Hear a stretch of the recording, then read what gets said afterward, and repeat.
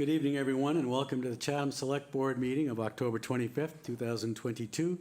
Let the record show that we started promptly at 5:34. I'll read what I'm supposed to read. Pursuant to Governor Baker's July 16, 2022 signing of an act relative to extending certain COVID-19 measures adopted during the state of emergency, including the extension of his March 12, 2020 order suspending certain provisions of the Open Meeting Law, General Law, Chapter 30A, Section 20, until March 31st, 2023, this joint meeting of the Chatham Select Board is being conducted via in-person and remote participation. Every effort will be made to ensure that the public can adequately access the proceedings as provided for in the order. A reminder that persons who would like to listen to this meeting while in progress may do so by calling the phone number 1-508-945-4410, conference ID 203-386-491#, or join the meeting online via Microsoft Teams through the link in the posted agenda. While this is a live broadcast and simulcast on Channel 18, despite our best efforts, we may not be able to provide for real-time access. We will post a record of this meeting on the town's website as soon as possible. And I said joint meeting because we have our large budget summit this evening. We have the school committee here and the finance committee here as well. But our first order of business is to have a roll call of the Board of Selectmen, or the Select Board, I should say. So, Mr. Metters, you here? Present. Mr. Shell? Yes, present. Davis? Present. Mr. Nicastro? Present. And the chair is here as well. We have one item before we introduce everybody else and do a roll call for the school committee and for the finance committee. We have approval to open the 2022 Bay Scallop season. Bay Scallop season opens November 1st. We have a meeting on November 1st, and we've not approved or have the opening approved in time for that opening, so I put it on the agenda for this evening. So a motion from someone on the board here. Mr. Shell. I move that the board approve the opening of Bay Scallop season on November 1, 2022, and sign the attached shellfish rules and regulations scallops for the 2022 session. Thank you very much, Mr. Shell. And a second. Okay, all righty. Discussion? Here and seeing none, we're not going to read the regs. We wish everybody a good opening day. It's been scant lately, big time, so I wish everybody well. That regs up. Okay, Mr. Metters, what say you? Aye. Mr. Shell? Aye. Ms. Davis? Aye. Mr. Nicastro? Aye. And the chair says aye as well. Thank you very much. And now we will conduct a roll call of the esteemed Finance Committee that's here this evening. I'll recognize its Vice Chair, Joanne Sprague. Ms. Thank Sprague. you, Mr. Chairman. I'll call the roll for the Finance Committee. Chairman Stephen Daniel is not here because he's recovering from surgery. Barbara Madison? Here. Tracy Shields? Here. John Papalardo? Here. Andy Young? Here. Tommy Doan? Here. Norma Avalar is not here. She also is recovering from surgery. Kristen Andrews is not here. And the Vice Chair, Joanne Sprague, is here, Mr. Chairman. Excellent. Thank you very much, Ms. Sprague. Now, I'd like to recognize the Chatham members of the Monomoy Regional School Committee as well. They should perhaps come up here and sit and be part of the meeting here, if you would, and then introduce yourselves and at least conduct a roll call for 2 out of 4. Or 1 out of 4. Good evening. Jessica Rogers, present. Thank you, Jessica. Thank you very much. Okay. So on to, this is the 11th Annual Town of Chatham Budget Summit, presented by our Town Manager, Jill Goldsmith, and our Director of Finance, Alex Halala, and I will turf it over to them at this very moment. So thanks, guys. Take it away. Thank you, Mr. Chair, and welcome to the 11th Annual Budget Summit. This is an exciting time for Alex and myself, one of our highlights, and we're hoping to walk you through a number of financial data points as well as to solicit some conversation and discussion about community priorities. So with us tonight in the room, staff members are present. I have our HR Director, Megan Downey, our Director of Community Services, Leah Lacrosse. We have our Director of Community Development, Katie Donovan.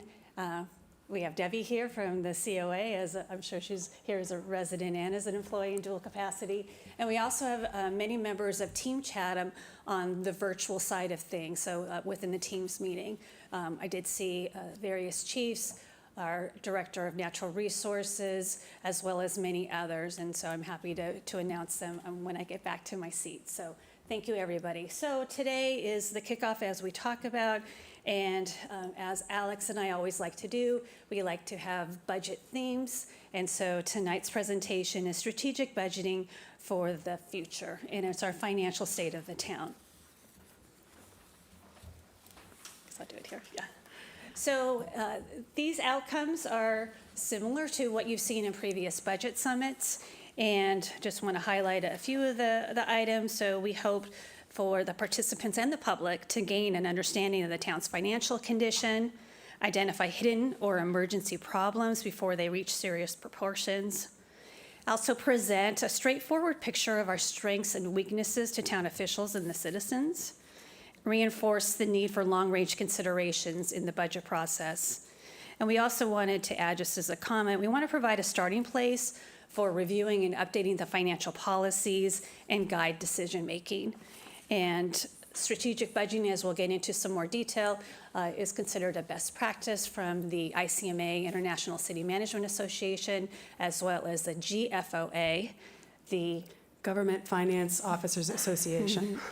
Thank you. So now I'm going to turn it over to Alex for the numbers, and then I'll join her in a few minutes. Thank you, Alex. Thank you, Jill. Yes, we always start with the state of the town, which is the current fiscal year budget, as well as looking back at how FY 2022 closed out. And FY 2022 closed on June 30th of this past year. So the current fiscal year is FY 2023, which when presented for town meeting was budgeting for a resilient and sustainable future. And we've looked at our year-to-date review, our projections, and our revenues and expenditures to see how we're doing so far since we've closed the first quarter of FY 2023. And again, as I said, a look back to FY 2022. So the FY 2023 budget was an increase of 6.05% over FY 2022. That's the operating budget, and that included additional staff as well as increases in some of our contractual obligations.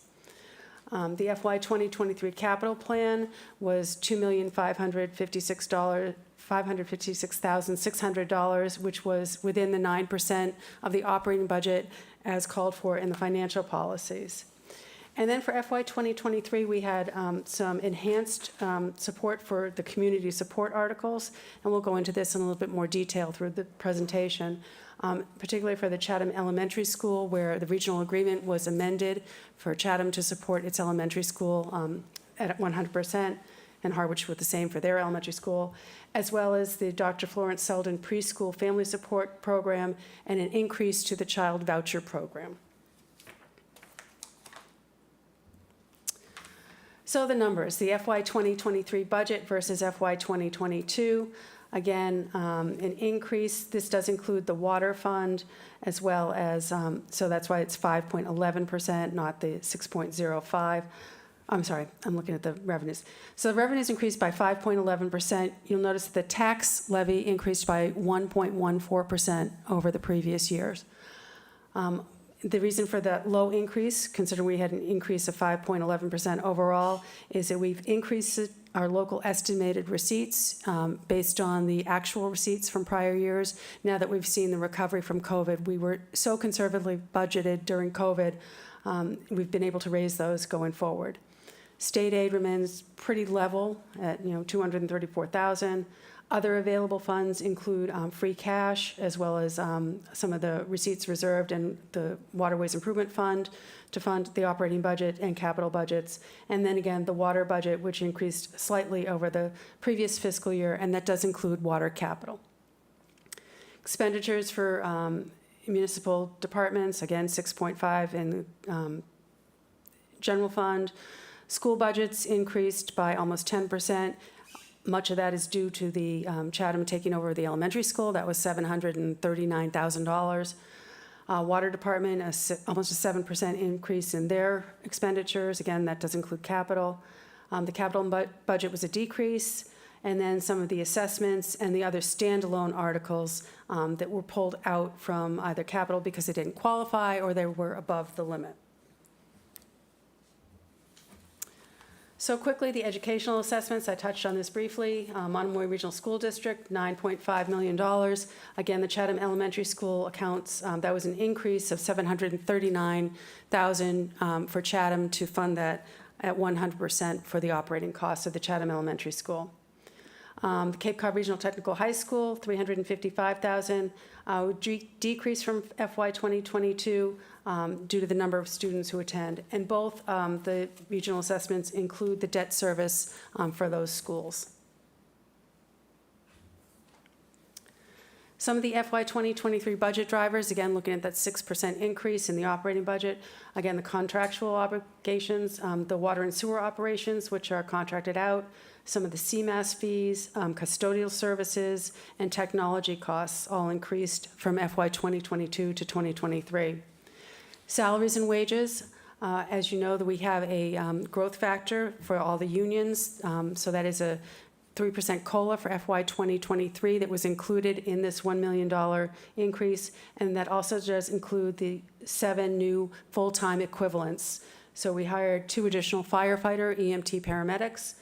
We have a housing and sustainability director, new position, an additional laborer for the cemeteries and DPW, assistant conservation / wetlands permitting agent, an IT media assistant still yet to be filled, and then a part-time administrator for fire, and the part-time health inspector position was raised to full-time. So those were the new and or increased positions for FY 2023. And again, education for the Chatham Elementary School, which has now been mentioned several times. The tax rate. We always talk about the tax rate and the need to keep the tax rate as manageable as possible for taxpayers. So the volume of Chatham increased by 20.4%, so quite a large increase from FY 2022. So the total valuation of the town, $9.9 billion, up from $8.2 in the previous year. That corresponded to a decrease in the tax rate of 19.07%. So it went from $4.62 rate to $3.88. So that resulted in a total levy increase of 1.14. So again, trying to provide some relief, even with a growth budget of just an increase of 1.14% to the levy. More importantly is the average tax bill for a family. So in FY 2023, it's the average is $5,254, an increase of $90 over FY 2022. And again, that's the average for a single-family tax bill. And important to note here is excess levy capacity. We talk about it a lot. That's the amount of taxes that we could have raised without a Proposition 2.5 override. So we could have raised an additional $3.8 million, almost $3.9 million to fund whatever town meeting would authorize it to be used for. However, in order to provide a stable tax rate and a stable tax bill, we did not tax to the maximum, and we haven't for many years.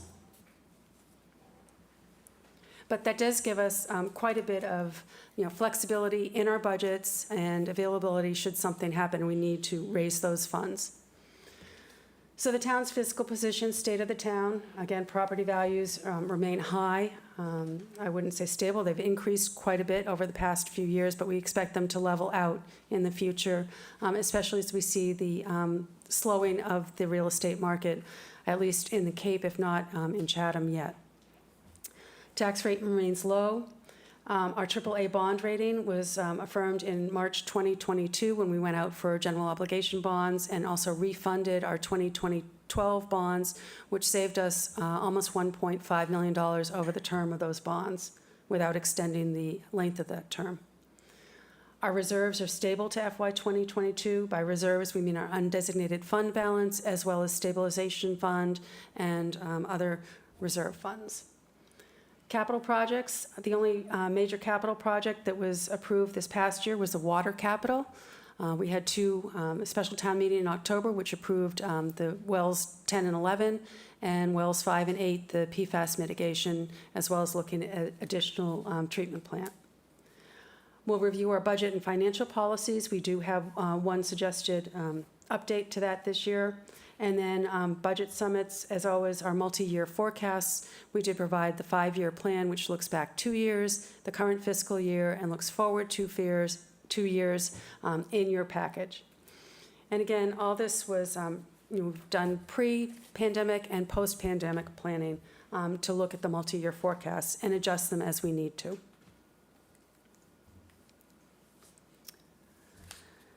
So agenda item number 2 is set the stage for the FY 2024 budget, for the 2024 budget's decisions and beyond. When looking at the FY 2024 budget, we always look out a couple of years because it's a prudent thing to do. Even if we don't know what the future might bring, we have to have some assumptions of our growth, and that's why we look back as well. So we'll look at our overview and our assumptions, our community priorities. We have a slide on diversity, equity, and inclusion as part of budgeting, and then a policy discussion and budget directive.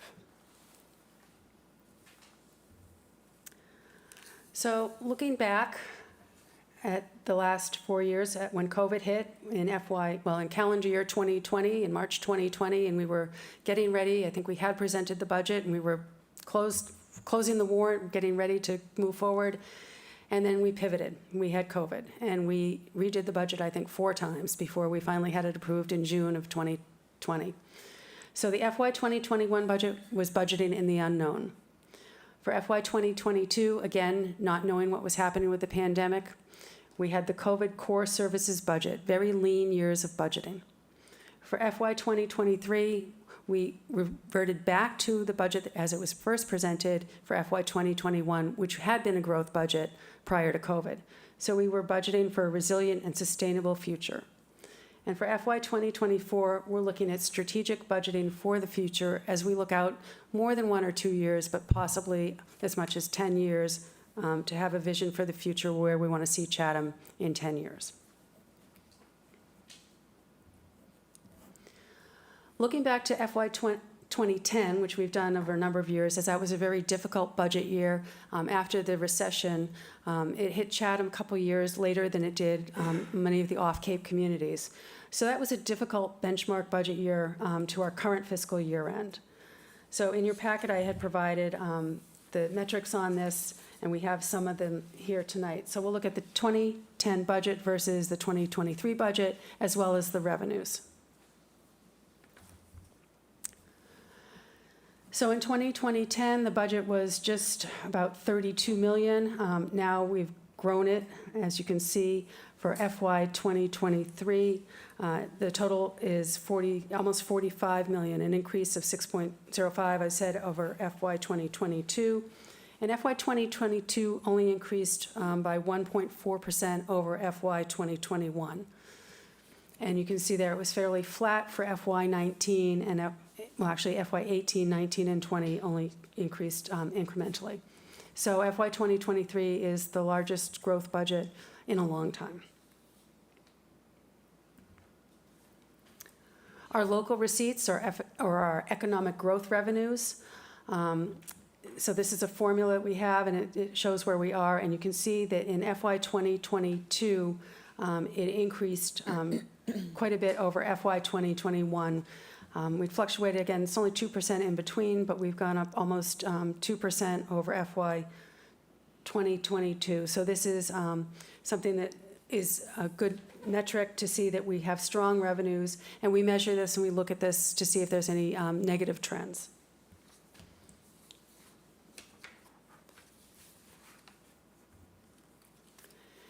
And then looking at the first quarter for FY 2023 versus last year for the same period, these are our local receipts. These are the actuals that were received, and you can see that we are, 556,000 above where we were last year. Now, almost 100,000 of that is from our miscellaneous revenue. However, the items that we'll highlight are the room occupancy or hotel-motel taxes, as well as the meals tax. Meals tax is up 56,000 this year. At this time last year, meals tax was down from the previous year for the first quarter. So this is, that might have been a timing difference, but again, meals tax is increased. And then our short-term rental is 232,000 above last year at the same period, and traditional lodging, 72,000 above last year at the same period. So very strong receipts. And this is without the increase of the 2%, which will not take effect until January 1st, 2023. And however, those funds are segregated for dedicated purposes, so they won't show up in our local estimated receipts.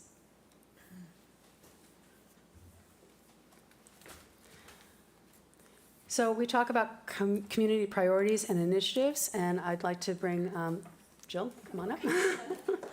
Jill, to talk about this. Thank you, Alex.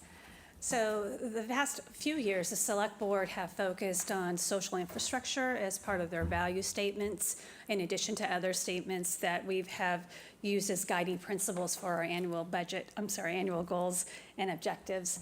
And so funding-wise, though, we committed to social infrastructure for, as Alex had mentioned a couple of times, is the Chatham Elementary School, the alternative assessment, and the Dr. Florence Selden Preschool Family Support Program for 3- and 4-year-olds as a great feeder to our Chatham Elementary School. We enhanced funding for the voucher program enhancement to $100,000. And the previous two came out of recommendations for stakeholders. I had convened a group of stakeholders for childcare that eventually evolved into the free school program. So we were very excited about that. And we report on participants in the preschool program in our monthly reports. And then we also had continued our review of the Council on Aging, and we presented a feasibility study back on August 16th, 2022. And then our housing initiatives, that's our special act, special legislation that had been approved in 2021, were reauthorized in 2022 at the town meeting at the end of the legislative session. With that, we have acquired 2 properties that are closing very soon, as well as worked to have the Stepping Stones parcel come back to the town, and that action will be effectuated at the next town meeting. And it's exciting that we have a new Housing and Sustainability Director, Gloria McPherson. Many of you have met her, and she's going to help shepherd us way to additional affordable and more attainable housing. I also did an administrative order to create a new department, which is the Department of Community Services, that combined the Council on Aging department as well as recreation and beaches. And with us tonight, we have Director Leah Lacrosse, who's going to present a few slides about DEI, diversity, equity, and inclusion as it relates to the budget and community priorities. Leah?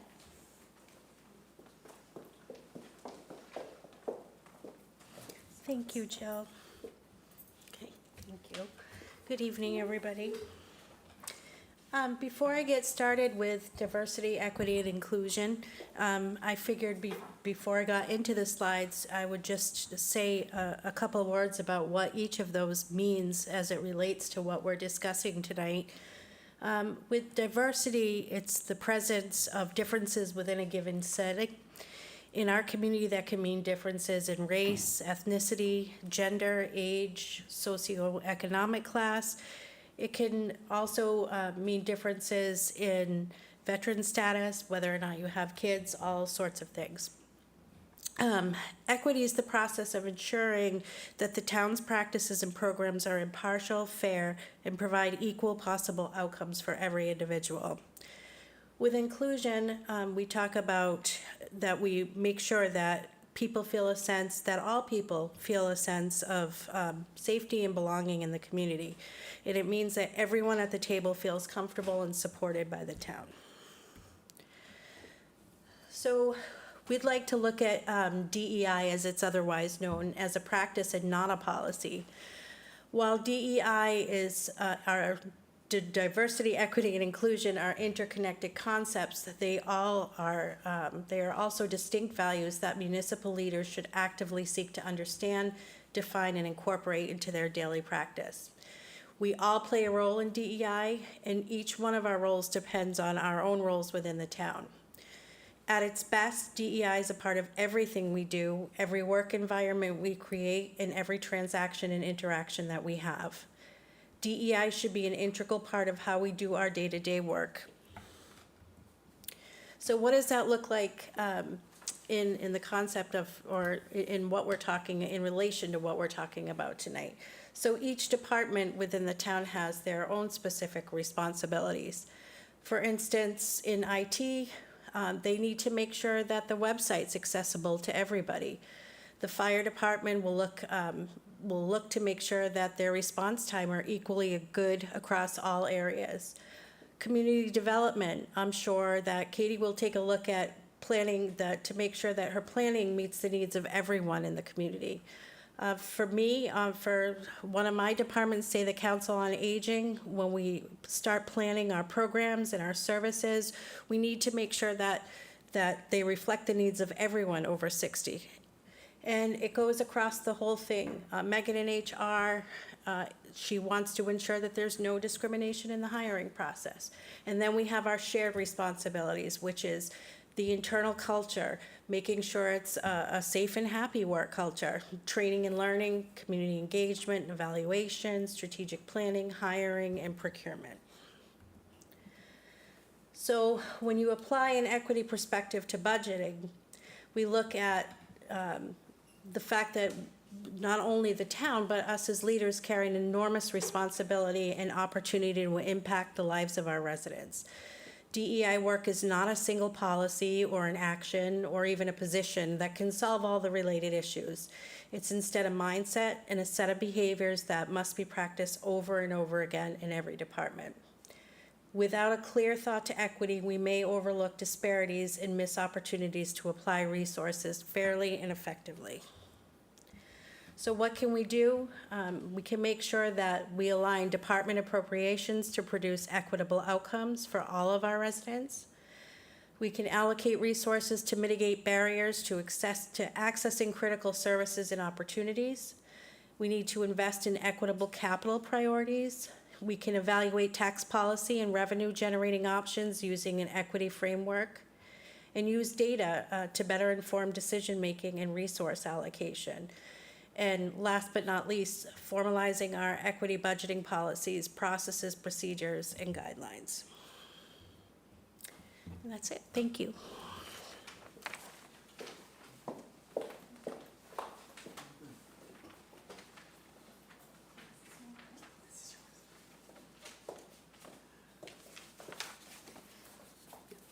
Thank you, Leah.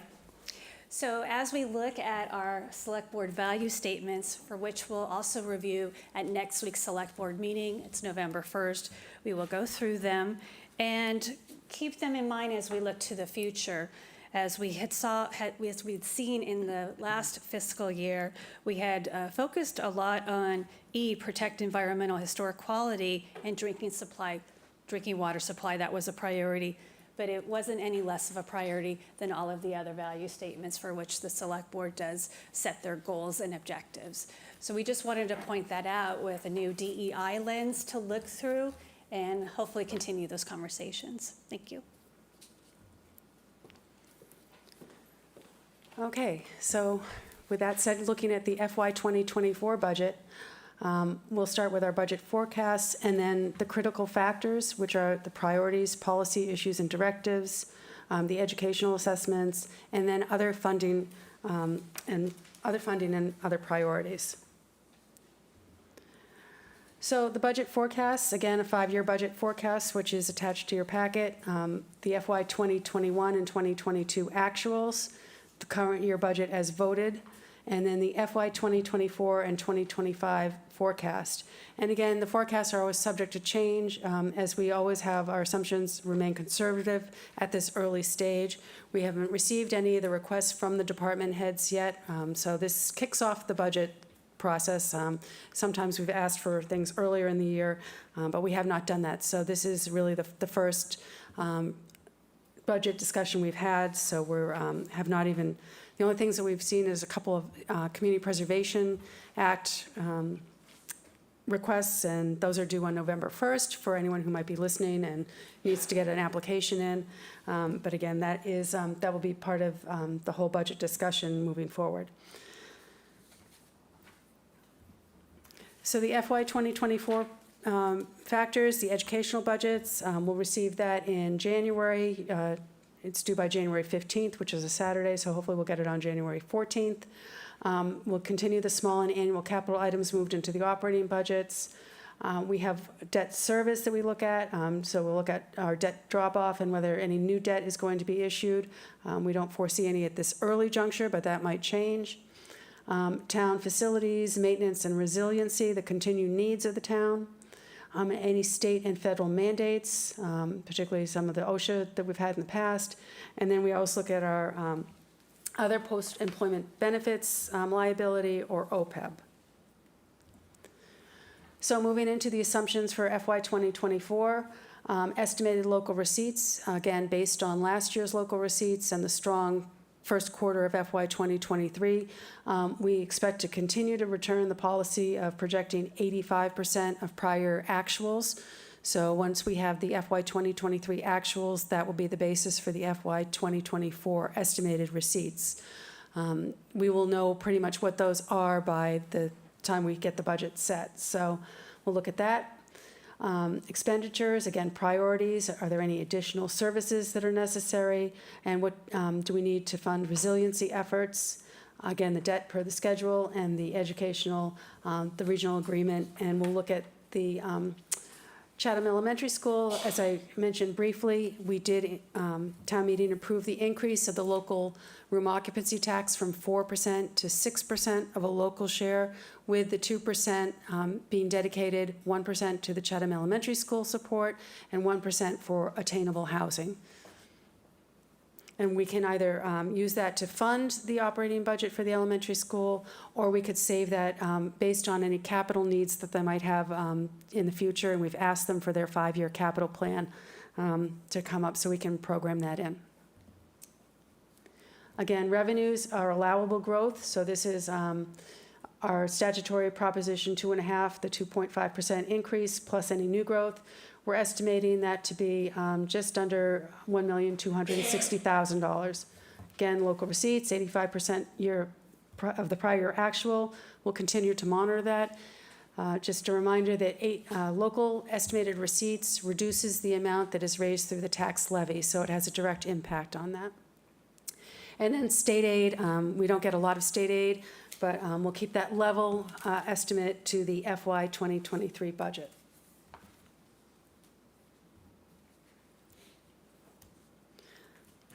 Okay, so the levy base next year is just over 35 million. Again, our allowable 2.5% increase, 884,000. Conservative estimate for new growth right now is 375,000. And then the excluded debt, so this is pre-existing debt that's been excluded, almost $6 million. So that will be added there. And then our estimated local receipts at this time increase over the FY 2022 at 7.7, but not much right now. Again, too early. And then our estimated other available funds, free cash. I hope to submit certification for free cash. Probably won't have time tomorrow, but Thursday, or at least before the end of this week. But we do estimate it to be not as much as it was for FY 2022, but still a healthy amount. And we always point out here that we do have, in that free cash is the Harwich IMA funds that were received back in 2021, the $2,265,000. We will get another payment in this fiscal year, probably before the end of the calendar year, because that was upon flow from Harwich to the wastewater treatment plant, and that's a $1.5 million payment that should come in. And because those are general fund revenues and have not been segregated for any special purpose, those will close to undesignated fund balance at the end of FY 2023. In other words, close to free cash, and will become available once certified in FY 2024. I know that's a lot to, going across a lot of fiscal years there. But that also has been one of the things that we always call out those IMA funds, because we had once suggested segregating those into a special purpose stabilization fund.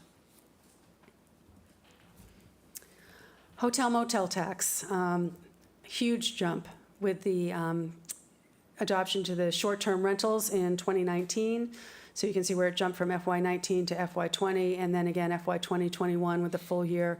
And just with people coming back is amazing with FY 2022, large jump over FY 2021. And again, for FY 2021 and FY 2022, just the traditional in blue and the short-term rentals in that orange color. So you can see traditional rent lodging increased quite a bit from FY 2021 to FY 2022, and short-term rentals increased by about 300,000, 340,000.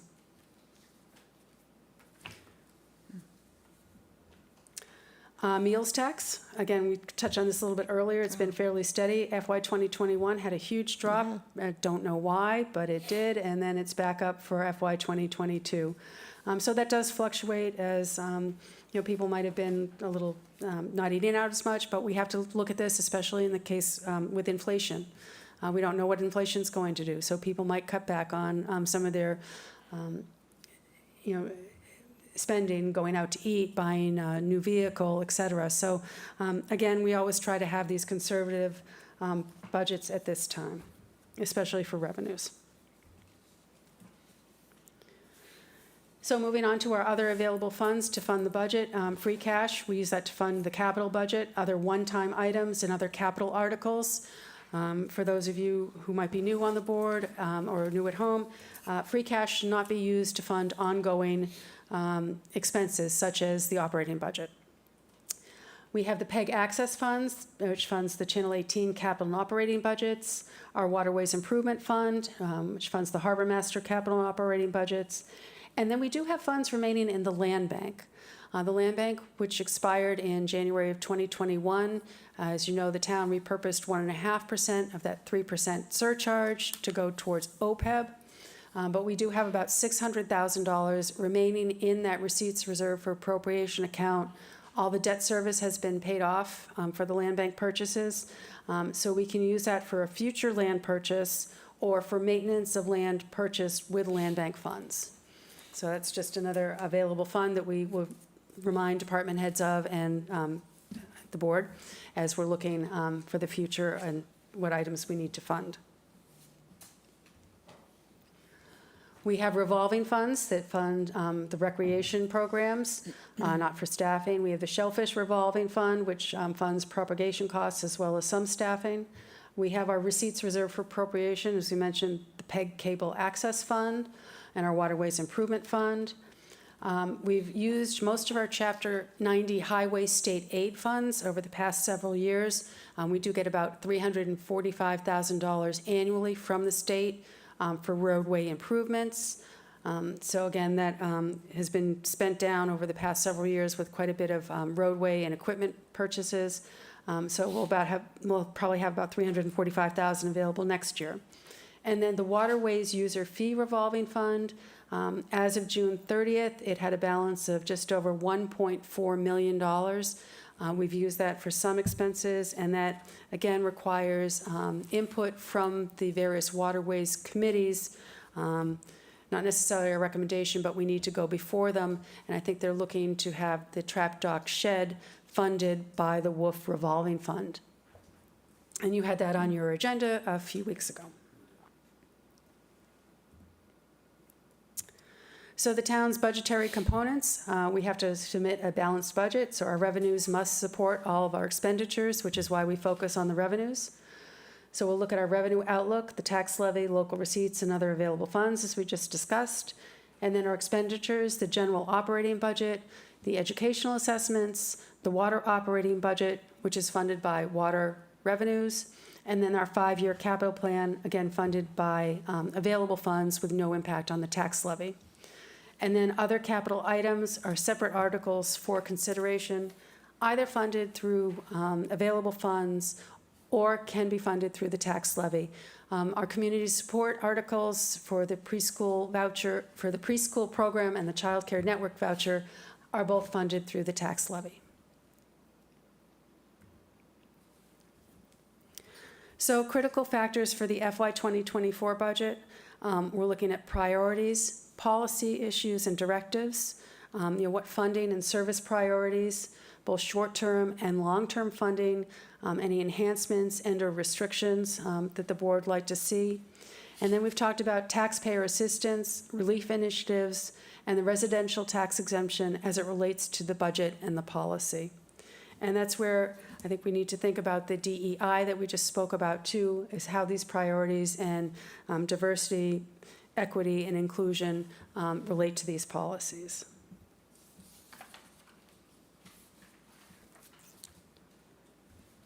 And then briefly, the educational assessments, the directive to the Monomoy Regional School District and the Cape Cod Regional Technical High School. Again, we're looking at the multi-year financial and enrollment forecasts, their capital needs, as well as their debt service. And we do have monthly meetings of the Monomoy Finance Team. That's the Chatham and Harwich Town Manager and Town Administrator, the finance directors of both towns, and the administration of the school district. So we'll be looking to see what directive we come to shortly as we have our next meeting in November. And then this year, previously we were looking at some of the COVID funds, but here we have other funding offsets, and one is the ARPA funds, or the American Rescue Plan Act. We've only spent about $18,000 of the 300 some odd that we've received so far. And again, it can be used for water, wastewater, broadband infrastructure. The county has just adopted the new amendment to allow the ARPA funds to be used for revenue replacement. So almost anything that could be funded by revenue replacement. And then the application for those funds is due by December 31st, 2024, for use by December 31st, 2026. And the county will be having, it's anticipated that they'll have more grant opportunities for the towns to get some of those county funds. And they had a grant opportunity for up to $250,000, and I believe they're going to have a larger grant opportunity moving forward. So we'll be looking at those. And then the other presentation that you heard recently was the opioid recovery and remediation payments. And Chatham will receive a total of $354,356 over the years from calendar years 2022 through 2038. To date, we've received $25,245, so not much yet.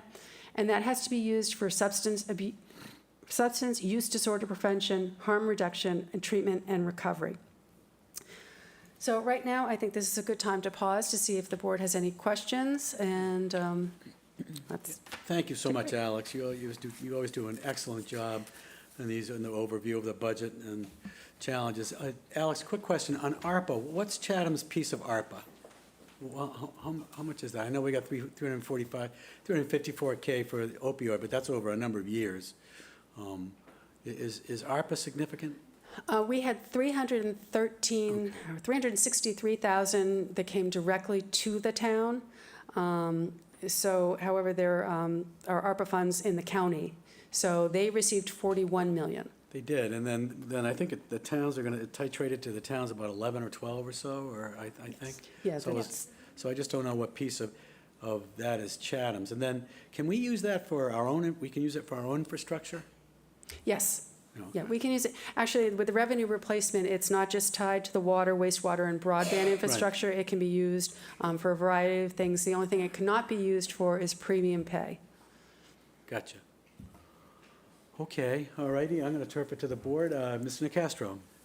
Thank you, Mr. Chairman.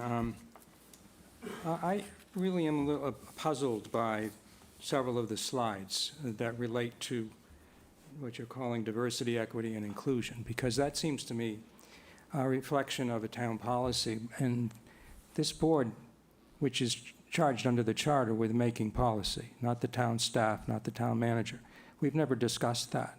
And yet you're injecting that into the budgeting process. So I don't understand on what basis this is coming forward at this time. I think with the DEI, we already have a lot of that embedded into our, informally, I'd say, into our policies, and we are definitely look at that as best practices. This has been something, when I went to the GFOA conference, they talked about DEI. I think when Jill went to the ICMA conference, they've talked about DEI. And it's to ensure that, everyone feels valued, not only in the workforce, but in the community, and that we treat everyone not equally, but with equity. Yeah, well, I think Leah earlier referred to equal outcomes, which I find troubling. Equality of opportunity is important, but I don't think it's the job of government to ensure equal outcomes.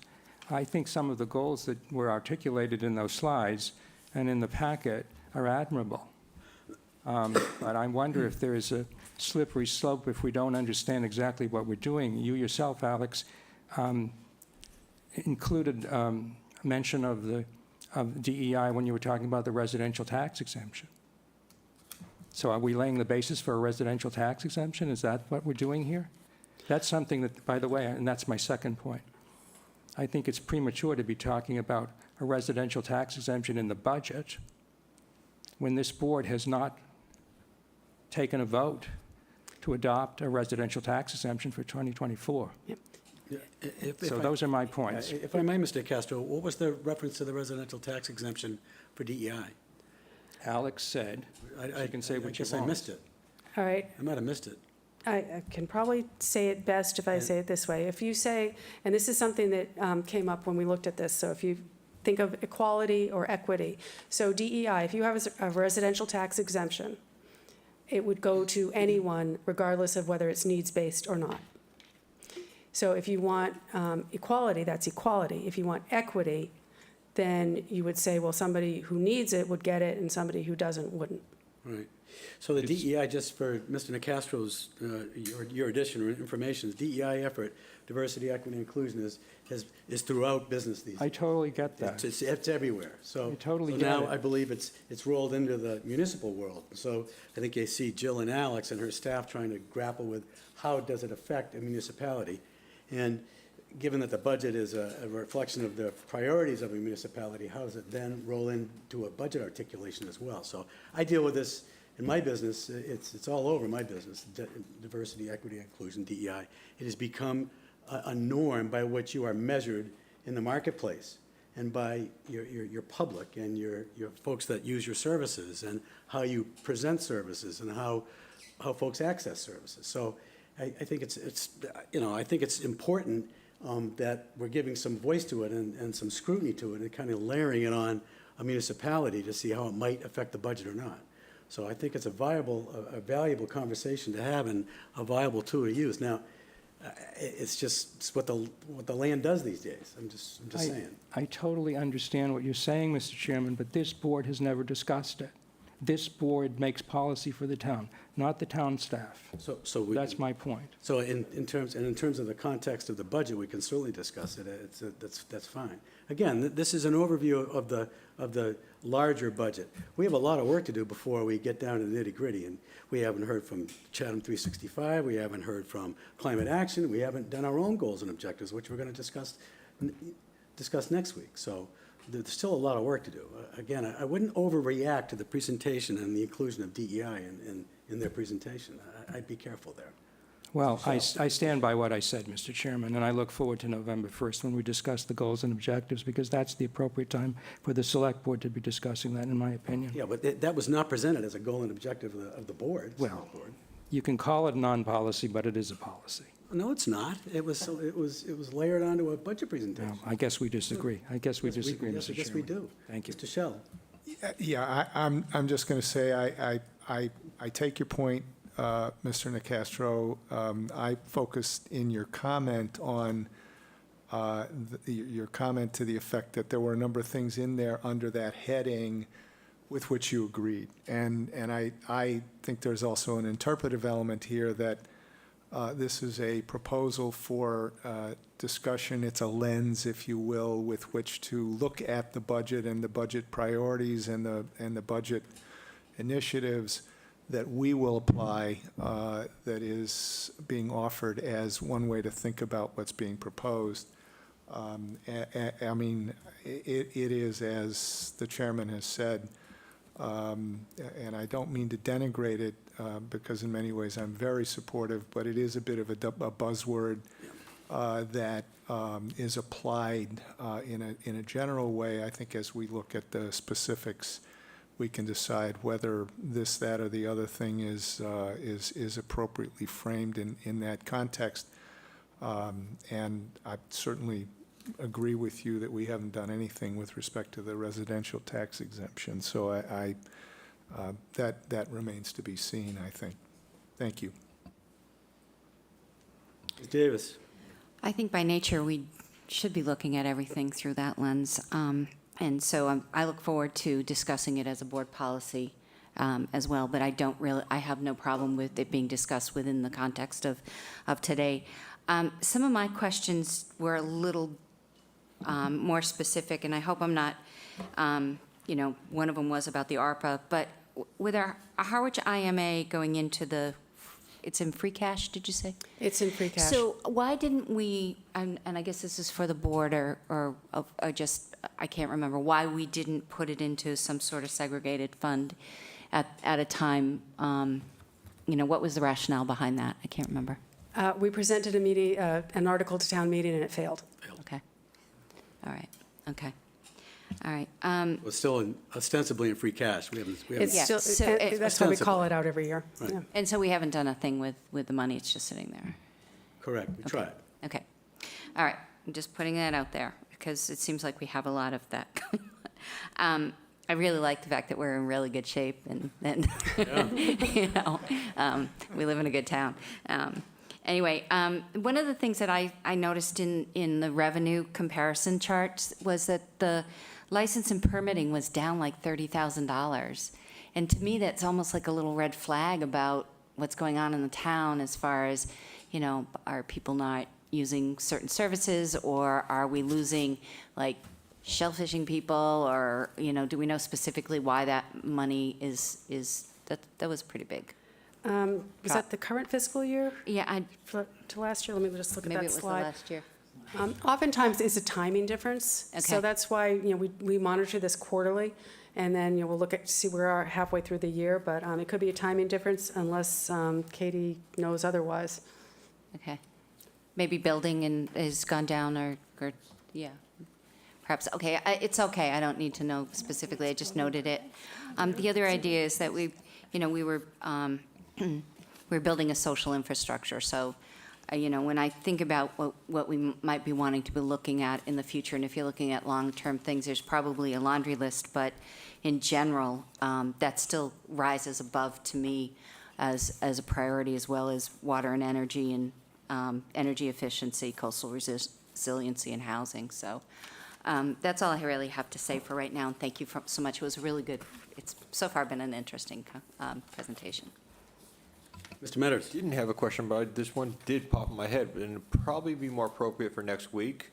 But with the DEI philosophy, and we've been doing a lot of work with the Collins Center, kind of guiding us on how to move forward with a number of things. How does this philosophy impact any of the guidance that they've been providing us over the last couple of years with rating, municipal projects, some of the capital projects that we're going to be looking at? Are we going to be looking at it a slightly different lens, or is it going to stay the same? But how does this kind of impact what they've been assisting us with? So through the capital review, project review, I think we've been doing it implicitly, looking at the DEI, because we do have one category for criteria, which is the Chatham factor, and we've used that to make sure that it applies to the Chatham community as a whole. So the projects that we've funded have been, drinking water supply and so forth, but other projects that we've funded that were separate than the waterfront bond article still had that component of what's important to Chatham and working off of the value statements that the board had created in 2012 and tweaked every so often. So as we look forward, we're not going to have, at this time, I'm proposing a new rating as a checklist for DEI, but we want to bring it to the board's attention to our top of mind so that we can make sure when we're voting that or presenting the budget recommendation for a warrant article per se, that it has that component to address a segment of our population that could be deemed a priority at that time. But every year it could be different. One more follow-up, just to clarify the equity part of the DEI component, are we looking at, say, on a capital project, are we looking at the equity for the benefit it gives to the public, as the entire public, equity to those who are operating such a facility, both? What can you just clarify a little bit better, if possible? You want me to come up? I We'll see. We'll have Leo answer that one. okay. Okay, so one more time, I apologize. Well, I'll be. This is what's popping in my head. I'm like, we're going to be looking at capital projects for different facilities, the needs that facility presents to the entire public, and that is an equity to our citizens, the voters, our visitors, et cetera, et cetera. But I'm also looking at some of the municipal properties that we have. We've done this property. We've done the police department, the fire station. We have, I guess, we look at the transfer station. That needs some attention, and which has been dealt with OSHA, and like, how do we scale that with the equity of staff?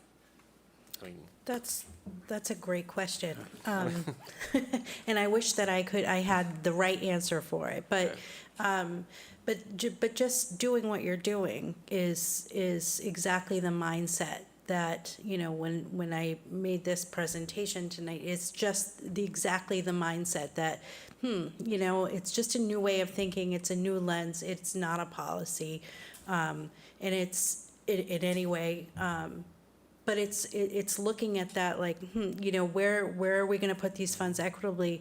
And also, whenever we spend anything, or if I propose something to Jill, is it fair? Is it equitable? If you're looking for a new ballpark, is this gonna serve the greatest amount, the greatest amount of people, and will everybody have access to that park? Anybody who wants to, whether you're in a wheelchair, whether you're not in a wheelchair, whether you're a veteran, whether you have children, whether you don't have children, it's just a lens to which to look at it.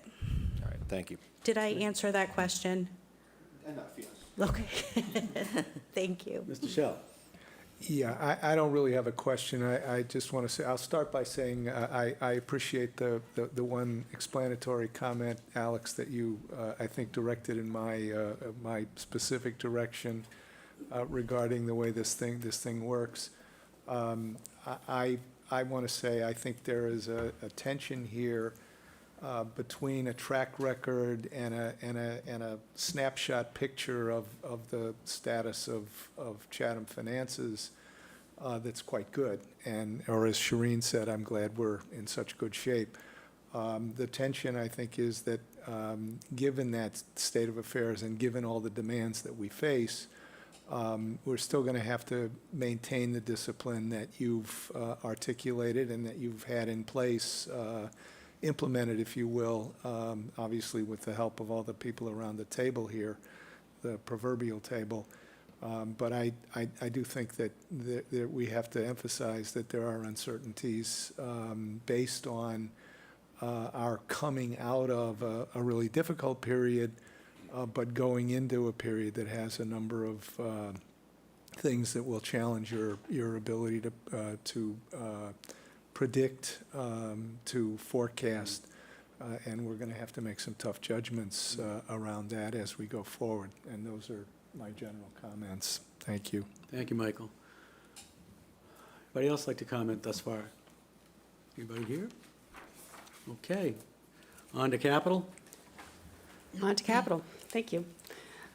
Okay, agenda item number 4 is the capital improvement plan. Again, that includes the capital budget, looking at the capital improvement 5-year plan, any projects that might move forward in the current fiscal year and/or future fiscal years, the select board priorities, and then we also look at any grant funds or grants for specific projects.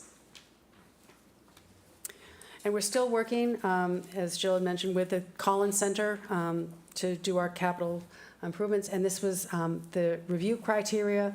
So everything, preserve or enhance town assets, increase efficiency and effectiveness of government, fiscal sustainability, the impact on savings in the operating budget, impact on utilization by the public, and then influence on policy areas, aesthetics, historic preservation, cultural and recreational opportunities, what we call the Chatham factor, the contextually appropriate economic opportunity, youth and families, environmental sustainability, as well as public health and safety. So those are all our criteria that we go through when we look at the ratings for the capital projects.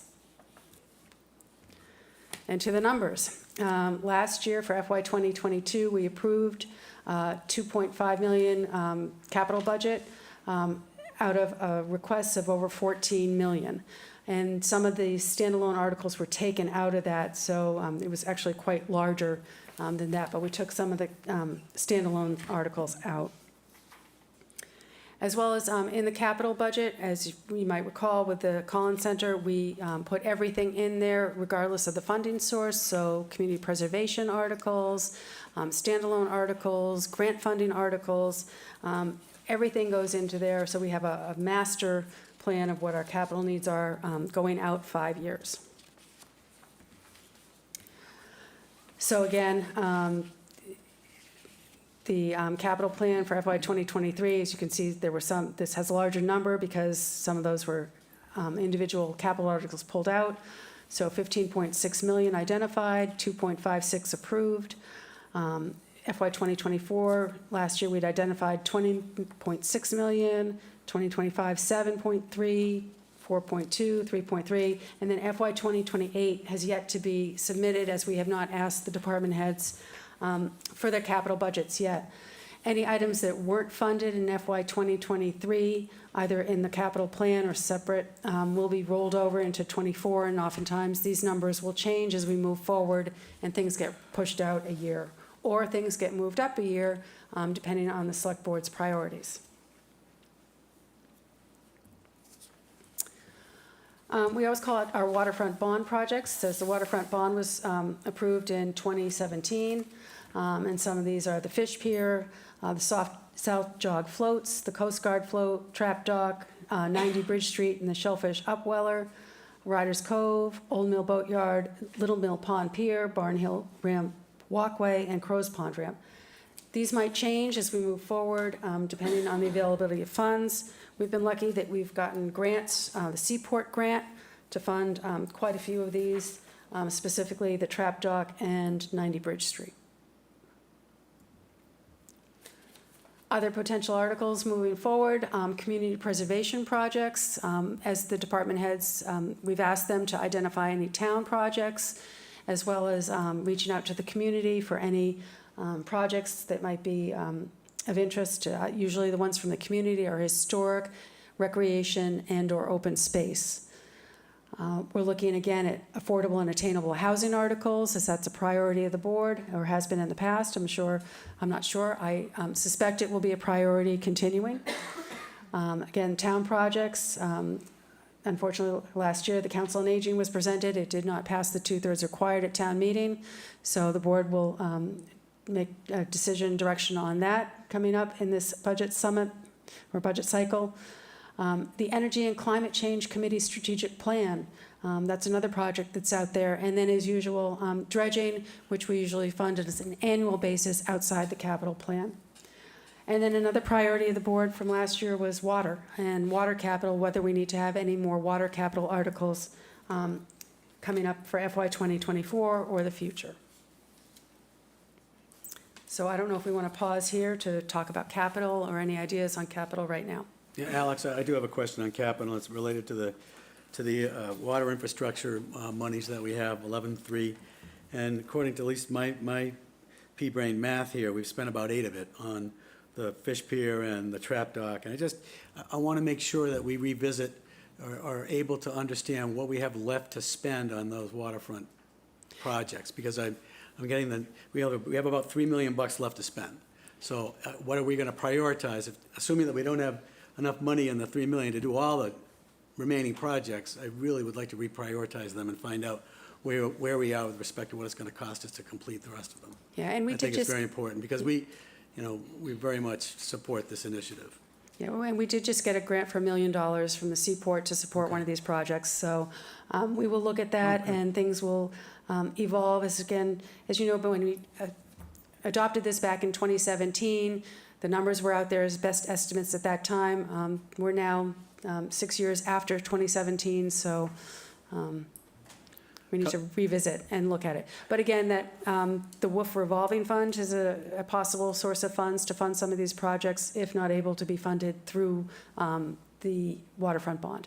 Yeah, I mean, circumstances and finances have changed. At 17, we weren't talking about an upweller and the old boathouse, I don't think, and then we didn't know we had $1 million coming from Seaport grant. So I think it's time to really dig deep and revisit this one, and see where we are financially. Because we're certainly very supportive of every one of those projects. Okay? Mr. Chair. Yes.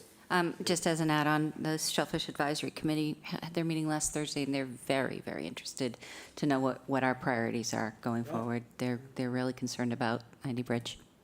Yeah, okay, good. Okay. Questions on capital, anybody? Okay. All righty.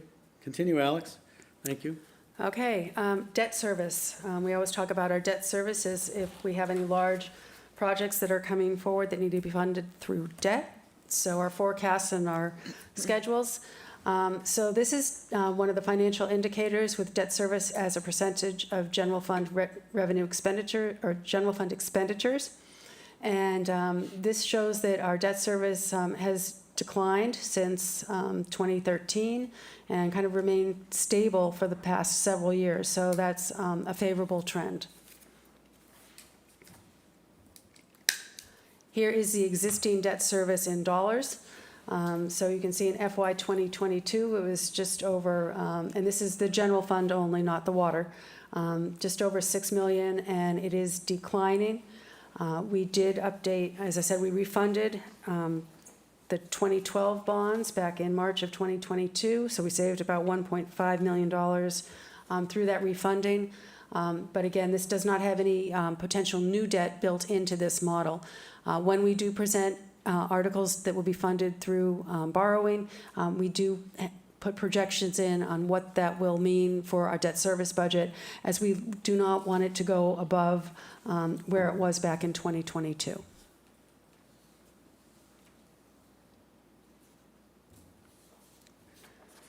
And then our OPEB, I put this under debt because it is a liability of the town. It's a future liability, well, not debt, but it is listed on our balance sheet.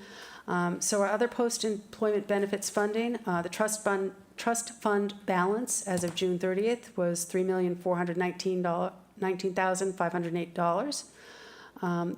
The reallocation of the land bank surtax has been very successful over the past 2 years, collecting over $500,000 in each of those years. And our required annual contribution is about $1.8 million, and approximately $700,000 of that is included in the benefits budget on a pay-as-you-go basis. The other is part of the funding strategy, and our funds are managed by Bartholomew. Unfortunately, as we all might know with the markets, it has not been a good quarter or a good year. But again, we're in for the long term, so our discount rate is 7%, which is good. And our net OPEB liability as of June 30th, 2022 is $17,134,041. And that is a decrease from FY, when it was first in 2019, it was at 19 million, and it's up a little over last year, but again, it's, we believe it's manageable, and the rating, S&P has found that our debt and our OPEB liability are adequate, so, S&P is comfortable with our approach. yes. And so then we move to some of the recommendations and reviews, the reports that have been received. And the Finance Committee, and Mrs. Sprague is here to enumerate on any of these. But the Finance Committee recommendations, again, concern and focus should be on water infrastructure. The quality and the quantity of our water, affordable and attainable housing, and was mentioned to look at the CHOP houses, to have deed restrictions on those houses so they remain affordable in perpetuity. And then the impact of short-term rentals on the community as a whole. And that has, it's not to do with the short-term rental tax, but it's the impact on the community of the rentals. And I know that there is a committee that will be looking at the short-term rental bylaw. And then, oh, sorry. Alex, why don't we stop there, and why don't we have Joanne, I know you had some comments. Why don't you Okay. please comment on, I know that Mr. Daniel wrote a great memo, but you had some other bulleted comments as well, so why don't you present those? Well, thank you, Mr. Chairman, and thank you to everyone here tonight. These presentations have been wonderful, and it's so nice to see the new employees here working with us together already. I'm Joanne Sprague, Vice Chairman of Chatham's Finance Committee. Our Chairman, Stephen Daniel, is recovering from surgery tonight, so has asked me to speak to you about our priorities for the FY24 budget and our priorities for taking Chatham into the near future. Chairman Daniel has submitted a beautifully, as usual, written report to the board, which I will attempt to summarize. The philosophical cornerstones mentioned in Chairman Daniel's report to the Select Board included the committee's belief in serving the quiet parts of town, providing an opportunity for the consideration of policies and programming to benefit the less prominent and year-round parts of our community. The committee does not believe that big or more costly always equals better for many, many of our citizens. Chairman Daniels, in his report, has set forth the following initiatives that enjoy the broad support of all of our committee. We support initiatives relating to the supply, the storage, and the delivery of potable water to the public. This is our number one priority, including the possibility of beginning the work related to developing an additional municipal well.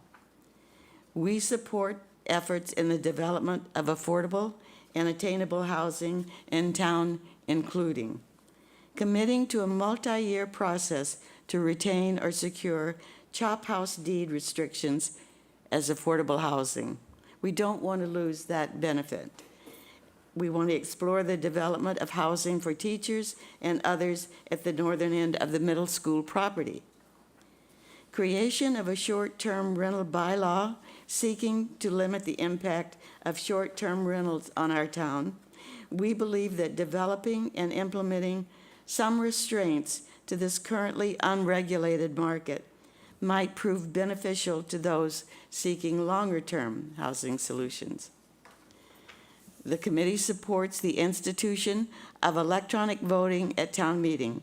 Our chairman, Stephen Daniel, and our town moderator, Bill Litchfield, have discussed the creation of a finance committee working group to explore this new topic. We would also like an assessment of the potential impact of the prolonged inflation on both our operating and our capital spending.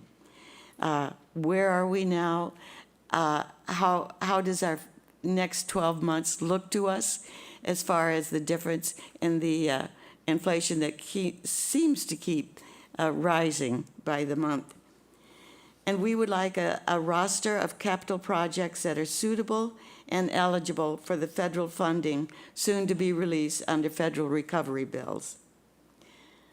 Now, the Finance Committee does note that the Select Board is again studying the institution of a residential tax credit for the benefit of year-round residents. We also note that this idea has been rejected twice by town meeting in the last 16 months. The Finance Committee would be more finely targeted in our pursuit in hopes of pursuing a solution that does not require a comprehensive rewriting of the town's tax code. And along with that, we've done a little research and found out that there are some things that provided by the state that our town members, our townspeople can take advantage of that I haven't heard, or we haven't heard much about. And one is a circuit break for seniors that's been in effect in Massachusetts since 2001. Another is the Mass Schedule SC for mass tax credits for mandatory sewer hookup. I rarely hear that mentioned, or I don't know if it goes out with our letters that we send out giving our residents a year to hook up to the sewer system. We think little things like this, when we go back to speaking about the quiet part of town and the little things that don't exactly cost a lot, but could mean a lot. And some of this, you might consider this to be part of the equity plan that you were talking about, because this affects the people that are affected by increases in their tax bills or increases in their expenditures having to do with mandates put upon them by municipal government. I want to thank the members of the board for the opportunity to participate in this year's budget summit. We do look forward to working collaboratively with you, the town manager, the finance director, and the town staff and department of the fiscal '24 budget, and this is exactly what we like to do. Thank you very much. Thank you, Joanne. Thank you very, very much. Thanks for that input, that summary. Very good. Okay. Onward and upward. Okay, the other report that we received was the Summer Residence Advisory Commission position paper. And again, their number one item of topic was the residential exemption, and that they remain opposed to that due to I put the link to their report here, but again, they don't feel that it's equitable for, and it could probably support it if it was needs-based, not just a blanket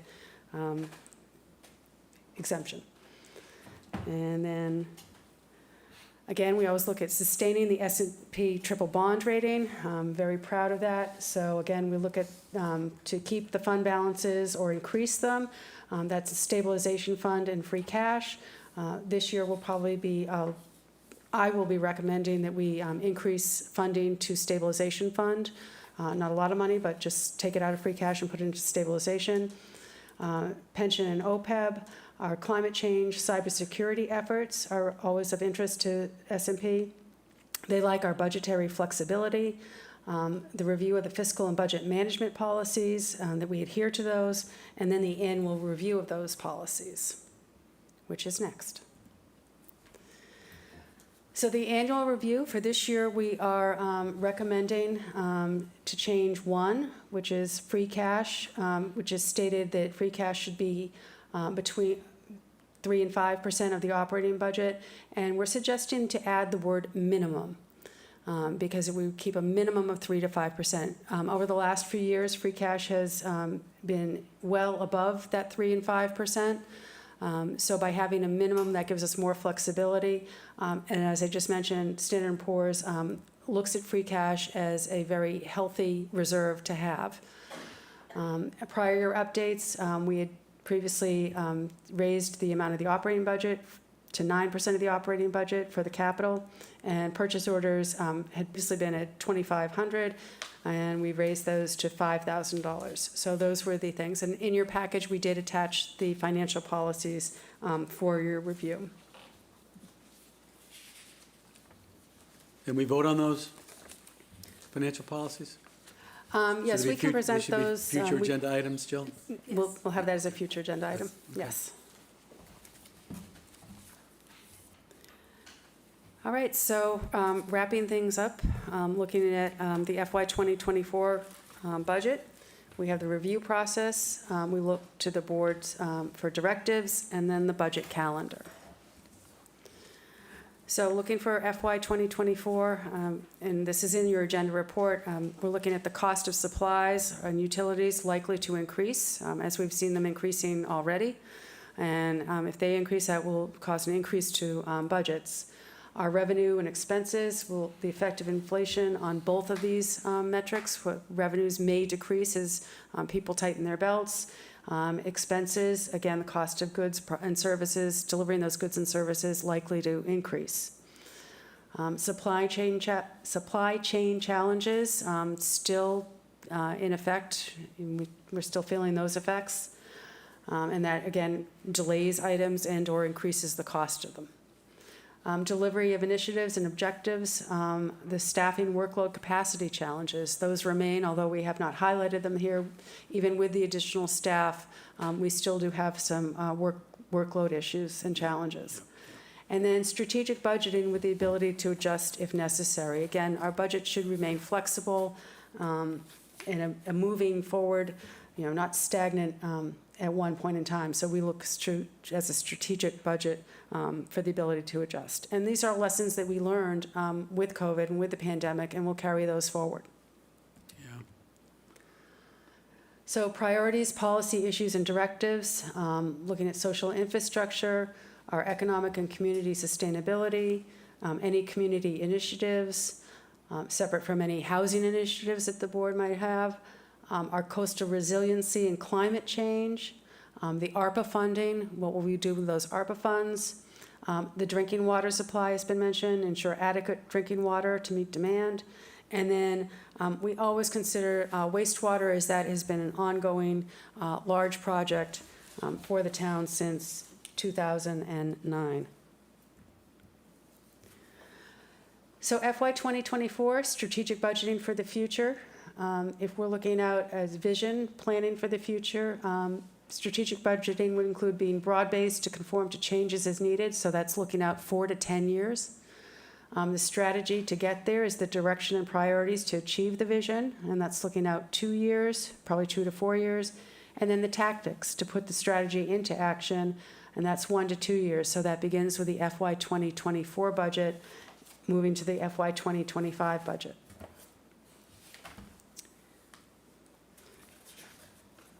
And that was presented both at the ICMA and the GFOA, the strategic budgeting, as a way of rethinking the way we've looked at budgets in the past.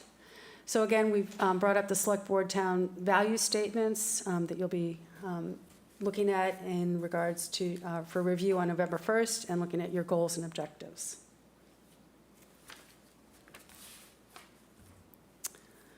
And then the FY 2024 budget calendar, and this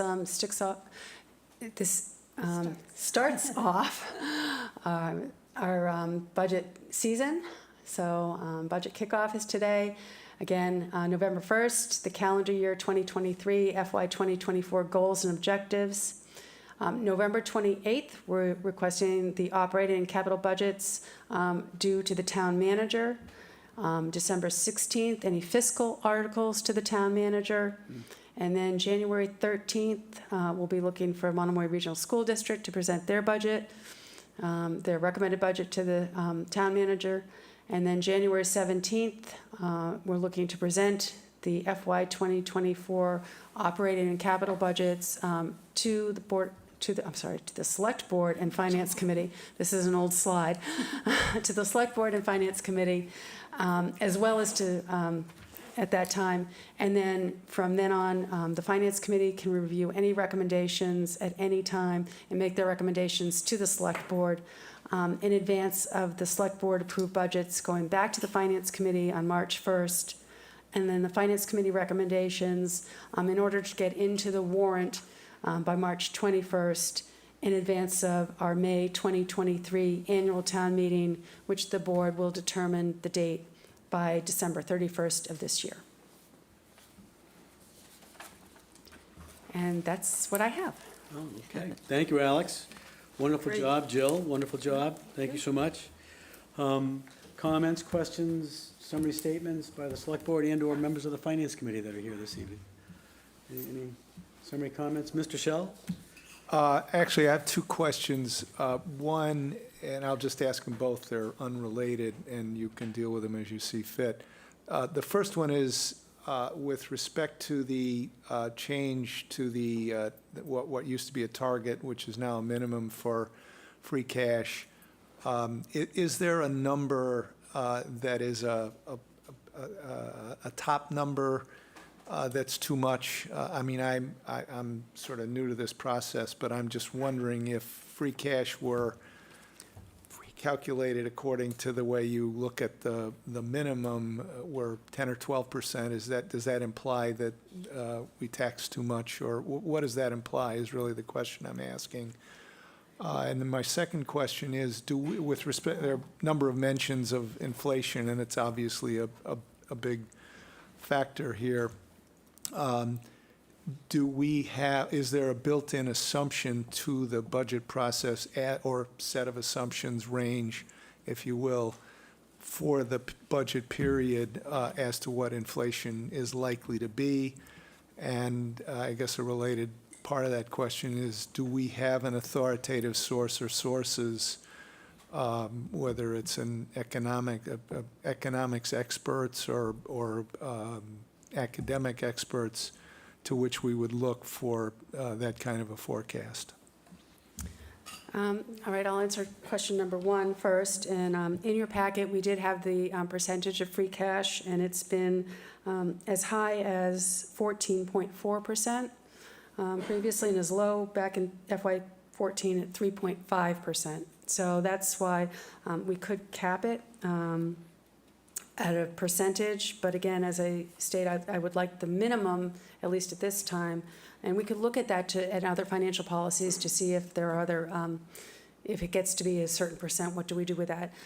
We don't, I think we hit the high marks due to the economy recovering so quickly after COVID, which is why we've had free cash at $8 million, which we don't plan for that. We had, for that certification of free cash, we had budgetary turnbacks that were very high, and our estimates were very high. For this current fiscal year's free cash certification, budgetary turnbacks were only about 600,000 compared to over $1 million last year. And it was, I think, about 1.2% of the budget. So pretty close budgeting. But again, we've increased our local estimated receipts to reduce that free cash number. So we're trying and provide relief for the taxpayer. And then as far as inflation, we haven't built those assumptions in. I think we'll just keep on looking at all the financial indicators and checking around, seeing what any trends are. Again, conservative budgets at the very beginning. We'll still wait to see what the department heads have put in, what they're seeing from some of their suppliers, especially with fuel, electricity, and then keep on moving forward from there. Again, budgeting is very fluid until we get to the warrant, and then it's printed, and it actually can change until you get to town meeting. So,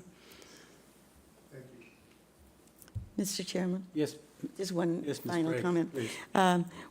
I can't speak for the town management, but I kind of feel that maybe they have the same feeling that I do, or the Finance Committee does. We know what our job is. Our job is to research, lend the value of our experience, and make recommendations to the Board of Selectmen for how this town should be operated. And following that, we understand that once the Board of Selectmen sets the policy, it is our job to work as hard as we can to implement that policy to make it successful for all of the townspeople. Thank you. Thank you, Ms. Sprague. Any other comments from other members of the Finance Committee? I don't see anybody with their hands up out there. We have a lot of input yet for this budget. I think one of the most critical inputs that we've yet to have is the operating departments, both for operating costs and capital costs. So that's forthcoming. We have our goals and objectives next week, so that's a gigantic input. We have, I'm looking forward to the Climate Action Committee, I think a couple weeks hence. We're also going to have a report out from the Chatham 365 Committee, a revisitation of what those folks recommended a while back. So we have a lot of critical inputs yet to come to the budget. This is a session to give us a broad overview of where we've been, kind of where we're heading, and what kind of decent assumptions we can bring to bear. Great question about inflation. Supply chain is going to be affected, and costs are going to be affected, so we've got to think kind of deeply about that effect on our supply costs. I have some concern about the competitiveness of our salaries, how we staff our departments, and how well we're going to hire going forward.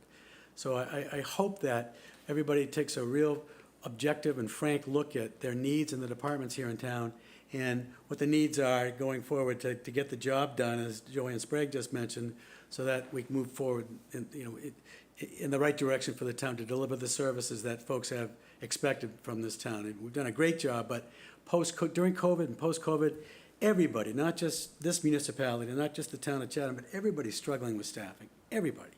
And we've had the great, resignation. We have people leaving the job market. How they do it, I don't know. But it's just the whole landscape for hiring and for employing has changed. So I just hope we take, when we do our departmental review, we take a deep dive on how are all those dynamics going to affect the town of Chatham and the municipal departments, so that we can continue to deliver the excellent services that we expect them to deliver. So anyway, those are my thoughts. Man, I got a whole list, but you've hit the nail on the head with everything this evening in terms of what the highlighted issues are going forward, certainly water and affordable and attainable housing, et cetera, et cetera. So, Well, great, Thanks this so is much. just the start. this So is just the certainly start. Many more My discussions long-winded for point 9 was, months. this is just the start. I apologize in advance, for the rears, my long-winded point. Anyway. Thank you. So thank you very much. Thank you, everybody that was here this evening, both in person and online, and look forward to continuing our budget discussions. You're very welcome. Thank you, Finance Committee, and best to you, Mr. Daniel, and other folks that couldn't be here because of surgery. Okay. Night, Chatham. Motion to adjourn, please. So moved. Okay, why don't you adjourn your committee, Joanne, please? Take a roll call for adjourning the committee. Chairman Stephen Daniel, who is not here. Barbara Madison, Yes. Tracy Shields, Here. Andy Young. I think Andy's probably signed out. Yeah, he's gone. John Pepilardo signed out. Tommy Doan signed out. Norma Avalar, not here. Kristen Andres, not here. And the vice chair is here and votes yay. Excellent. Thank you, Joanne. And a motion to adjourn. Motion to adjourn. Second. Thank you so much. Ms. Metters? Yes. Mr. Shell? Yes. Ms. Davis? Yes. Mr. Castro? Aye. And the chair says aye as well. Good night, Chatham. Thank you very, very much. Thanks, Joanne. That was good.